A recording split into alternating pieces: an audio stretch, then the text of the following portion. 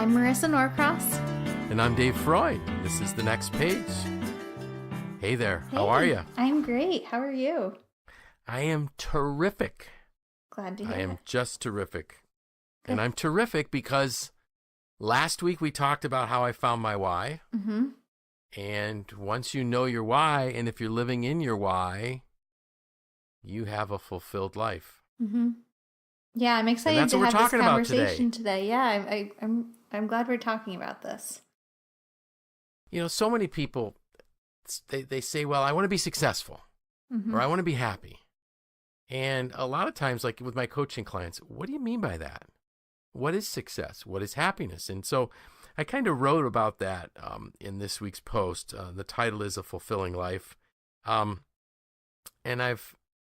first, one of the things that I will typically do is I will go out and I'll pull a definition down from, Webster's or something. No, this one, I really want to articulate it myself. I don't want to take the easy route and just copy somebody else's. I want to tell folks what I think fulfillment means. And so it's not success or happiness, and those things don't bring fulfillment into your life. They're part of it. They're connected. So, Right. Success is needed. If you want to have a fulfilling life, you have to be successful in something. And I think the key, but my point is that if you're trying to measure your life by assets and acclaim that people give you, you're going to be just totally disappointed. If you're trying to measure the fulfillment in your life by how happy you are, you're also going to be disappointed. Mm-hmm. So I did kind of identify, so what is, success, what part does success play in our life? And we really do need to have success in our life. I think success helps us with our self-esteem. If you don't feel that you've accomplished things or you've been able to be successful, you don't have a good opinion of yourself. So it's clearly needed there. Well, I think it's more having successes in your life, not necessarily reaching this. I love that. Not reaching this destination of like this finish line of I'm successful. It's very good. It's having like these wins that Right. really contribute to the fulfillment. Right.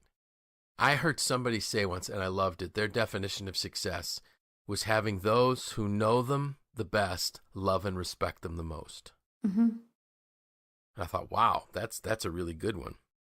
So you need to have those successes in your life. The other thing is that if you want to be able to help others, if you haven't had any successes in your life, you really may not have the credibility that you need to have to be helpful to people. Like they won't believe that you have any advice that you could share with them. Mm-hmm. So let's say if you wanted to be mentoring somebody, well, what are you going to mentor them in if you have never done anything? So I can see the point there that we have to have those successes in our life. And then happiness isn't fulfillment either. Happiness is very fleeting. Mm-hmm. I'm happy when I get a card from a friend or a text from a friend or, an email or a picture. I was really, really happy, not long ago when we got the pictures of our new granddaughter. Mm-hmm. That happiness is very fleeting. Now, fulfillment, so I'm going to kind of go back to something else, so fulfillment is when I see my grandchildren beginning to live the values that I've tried to instill in their parents and then in them. Mm-hmm. So it's a long-term kind of thing. I think in my post that went out this morning, I used the example of a doctor, an oncologist that has to tell a patient that they're terminally ill is certainly not happy, but their job is extremely fulfilling. Right. Because not all of their patients die. So if you're working in a job that is fulfilling, you don't have to be happy every day to want to get up and go back to work. And that's the key. That's the key where finding your why and working within your why, being able to live according to your why, will give you a fulfilling life. One of the sentences that I specifically wanted to pull from your post that I really liked was that happiness is what we do, fulfillment is why we do it. Oh, I love that. That's I must have been really smart when I wrote that. Do you remember writing that? I do, now that you said it. I didn't remember it, but you're right. It was a moment of enlightenment. It was. So you know what?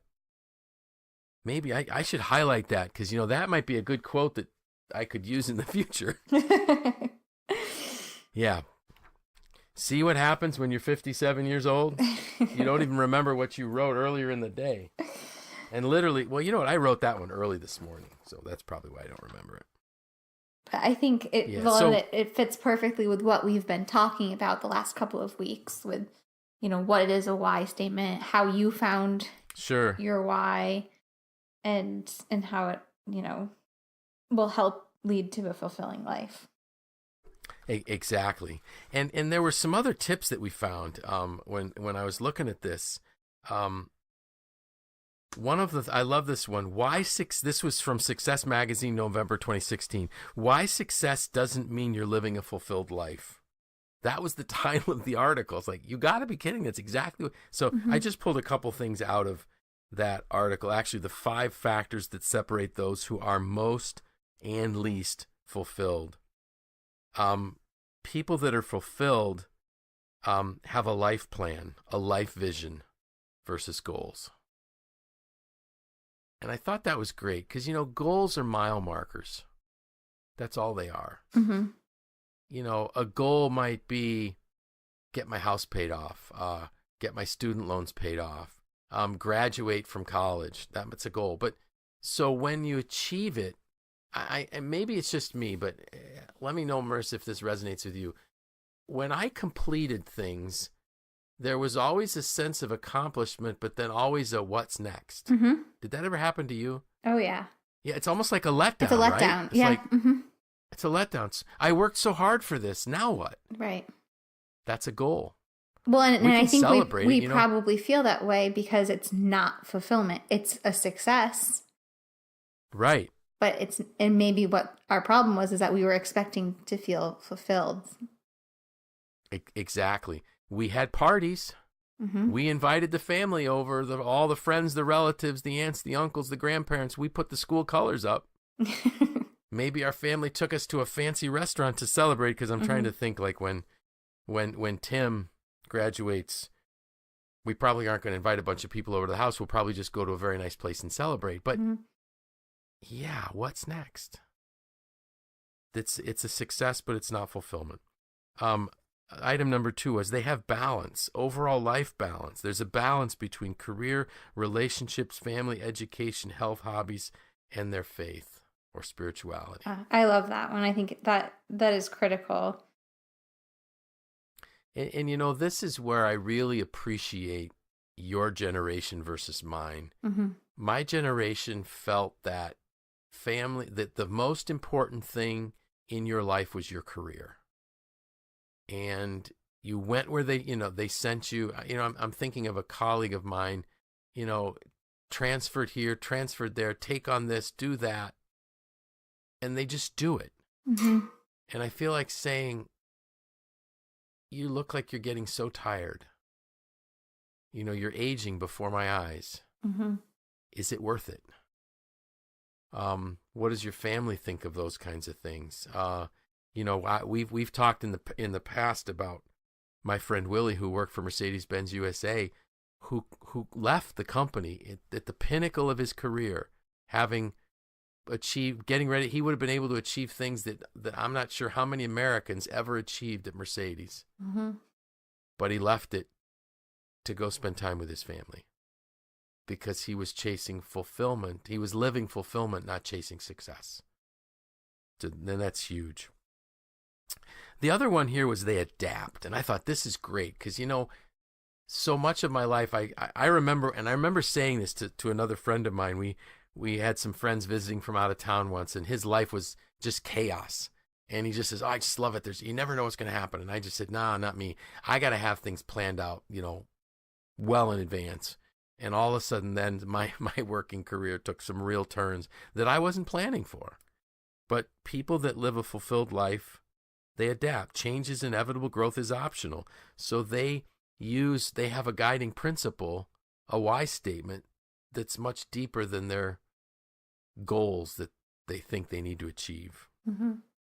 And how about number 4, nurturing their bodies? Yeah. Especially managing stress.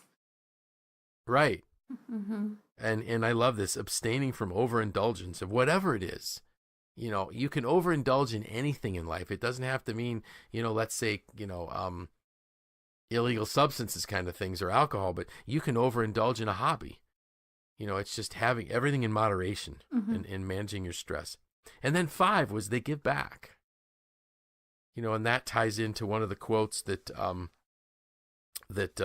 I had in my post is, God created us to be rivers, not reservoirs.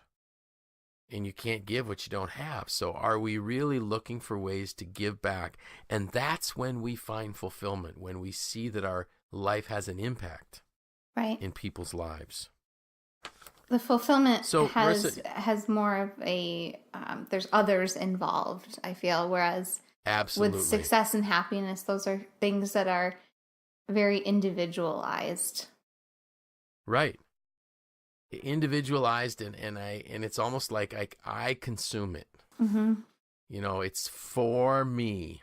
Mm-hmm. And I get to, and if, that me, myself, and I thing gets in the way, and we miss the opportunities. A few weeks back, we talked about Elon Musk, and what it's costing him to be successful the way he pursues it. Mm-hmm. It's already cost him at least one marriage. His kids, he says, yeah, I can email people while I'm with my kids. I wonder what his kids think of that. Right. Might be very, very, very successful, but I'm not even sure he's happy. Mm-hmm. So if I ask, because I did say that I think that your generation gets it in terms of this. So what are things that you feel bring fulfillment into life? I know we touched on this before, but the balance piece, I think that is key. It's hard. I don't want to speak for the whole generation, I guess. Sure. But I think something that maybe my generation learned a little bit earlier is that there's more to life. That we've been able to have an expanded view. Okay. Just think about it. Like, travel is a lot more easily accessible to the world now, right? And so from the time when I was growing up versus the time when you were growing up, I studying abroad and kind of and understanding, having a more worldly view, cultural view, and realizing that there's more than go to school, come home, go to school the next day, get the grades, get a job, work, come home, have dinner, work, come home, have it's different, a different experience, I think, growing up is when I did. I think a lot of us watched our parents make mistakes that we're not interested in making. My dad, he was a business owner, and he just, I think, was seeking that success for a long time without looking at fulfillment. And, eventually he figured it out that wasn't what he needed to be doing. But he calls it the lost years. And I think I've mentioned that on here before, where, he just says he can't recall like anything but work during those times. And he regrets missing things like dance recitals or baseball games or whatever, family functions. And so I think it was that lack of balance. And so I will never be that way, because I know how I felt as the daughter, and how much better it is now that he's not stuck in the lost years and hasn't been for a long time. But I think that's an advantage of our generation.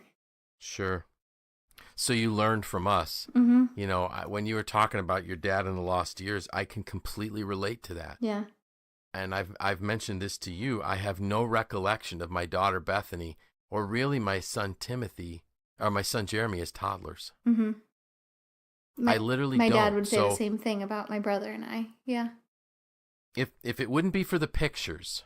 So when Mike was a baby and a toddler, we were living in a townhouse. I was working as a toolmaker. I was going through my apprenticeship. I was, you know, while it was tough because I would see him on a Sunday night, put him to bed, and then I had night school Monday and Tuesday, and so I wouldn't see him again till Wednesday. But the weekends, in the evenings, other than that, we're always together.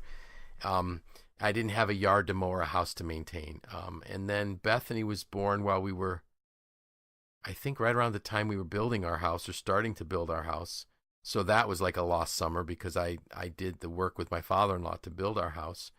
And then Jeremy comes along and I was promoted to a production supervisor and then a production manager. And I was in Europe once for 5 weeks without question. And my wife had a 5-year-old, a 3-year-old, and a 1-year-old. Wow. And I'm thinking, what kind of a husband was I that I would leave my wife? But that was work. We did that. And she didn't complain. She just, well, that's what you have to do for your job. So again, we were obsessed with success and missing out on the keys. Now, Timothy came along when I was at Jaquith Industries. I think he's a manager of production inventory control. Yeah. And there's 8 years between Tim and Jeremy. I made sure that I took advantage of those times with Tim. You know, I never worked really late. Where that was a life for me when I was at Volpe, I was working late frequently. So I learned my lesson, but I had my lost years too. Yeah. And I think I've been told that there's a statistic that my generation will be the first generation to be less successful than their parents. Okay. So it'll be interesting to see if that ends up holding true and if it matters. Yeah. So exactly. So maybe we are less successful by these measures of assets and worth, net worth or whatever they're measuring them by, but potentially. But you're living a more fulfilled life. Yeah. Yeah. Exactly. So it would be interesting to see how that pans out. That will be. Yeah, that will be really interesting. So Inc. magazine had something, the 5 ways extremely successful people find fulfillment. And I found it interesting that they said 5 ways extremely successful people find fulfillment. So clearly it's not in their success. The first one was to challenge yourself to grow. Happiness is a byproduct of action. So again, it's not going to be what that's the fulfillment. It's the reality of, happiness comes when we realize that we're growing, we're developing, we're becoming better, more capable versions of who we are. And that, I love that it doesn't mean that I'm away from my family, because today it's so easy to be learning and growing and doing things with your family. Right. Number 2, contribute to others. Contributing to others and engaging with others, having pro-social type of actions really speaks to our heart and our why. Living in the present moment. I love that one as well. Don't wait. It seemed to me like in years past, I just lived for the weekends kind of thing, when I could finally break away from the rat race or when I was in school, especially high school and you were just living for when you weren't in school rather than enjoying what was happening. I remember my kids, I was almost envious of my kids, how much they enjoyed high school. Yeah. I don't know if Tim did, but my older kids did. They loved it. And it wasn't something they couldn't wait to get out of, so to speak. But when we live in the present, we can enjoy things. I think I take more time looking at my grandkids than I did my own kids, so to speak, as they were growing up. Because you notice things differently. Right. I'll run to the phone if my wife is FaceTiming with one of our grandkids in Ohio. I don't know if I'd have done that if it would have been my kid. If I would have been at work and my kid would have tried to FaceTime me, I probably would have been annoyed that they're bothering me at work type of thing. Right. And this one too, end your sense of entitlement.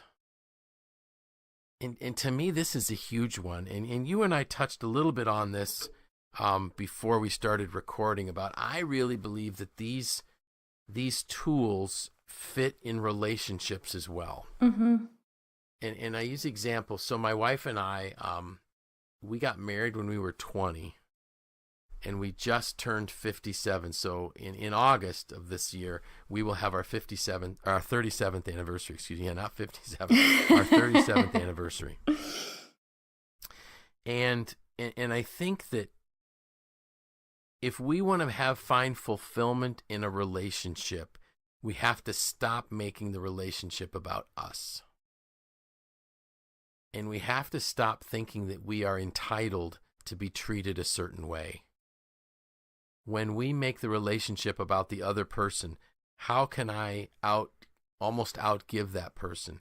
Can I, and again, 37 years, I'm still working on this. Mm-hmm. You know, I'm trying every year to see if I can be a better husband and focus more on her. But if it's so, and I'll use the example of cherishing something. If you cherish something, it's not what that gives back to you. It's what you do for that. Whatever it is, you know, if it's you cherish a car, I cherish a boat, so to speak. But if I cherish my wife and I cherish our relationship, I'm not going to feel that I'm entitled to be treated a certain way.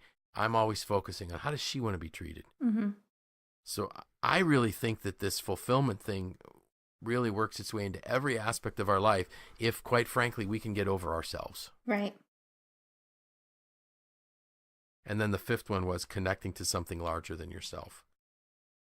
So I was so thrilled to see the 5 ways extremely successful people find fulfillment, and none of them had to do with their success. Mm-hmm. They needed to find fulfillment somewhere else, which means get outside myself and add value to other people and live in your why, your purpose, your reason. Right. And you're going to find fulfillment. What did I miss in that? I think we covered a lot. Moved kind of quickly, I guess. I did. But I think if I were to ask you, go ahead, ask your question. I think it's something that takes a lot of like processing and thinking about, because it really it challenges us to think about, okay, what have I been thinking fulfillment is? Mm-hmm. And like we said, that, you know, this was your post was your interpretation of fulfillment. This discussion has been our interpretation of fulfillment. Doesn't mean that's what it is. You know, I mean, it could be different for everyone. But I think it's one of those things where you really have to process. You do. And, you know, the first paragraph of my post, what might bring fulfillment to my life might not work for you. Mm-hmm. Each one needs to take this journey of discovery on their own. Mm-hmm.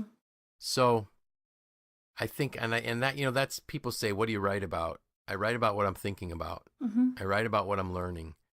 And I really want people to, like you said, to take some time to process this and to think through it. What is fulfillment for you? Because all of us, I want everybody to realize they are entitled, and I'll use that phrase, to live a fulfilled life. Mm-hmm. Everybody should realize that should be a gift that any one of us can claim, because it's within everyone's reach if we can understand it. And that kind of brings us all the way back to why you find your why, because that's going to help you understand what's going to be fulfilling to you. So, Marisa, the question I was going to ask, if we look at that list of the 5 things extremely successful people do to find fulfillment, which ones jumped out at you when you saw it?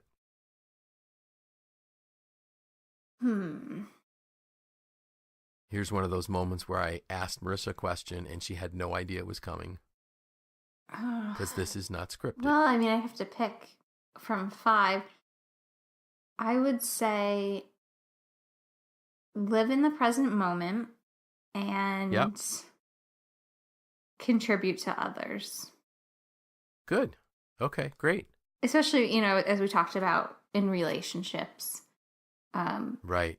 Oftentimes I think we're so focused on, what someone else can do for us and yes. And what our expectations are. And we're, we set up ourselves to be let down, I think, very often. We're not thinking about, okay, what is my role in this relationship? And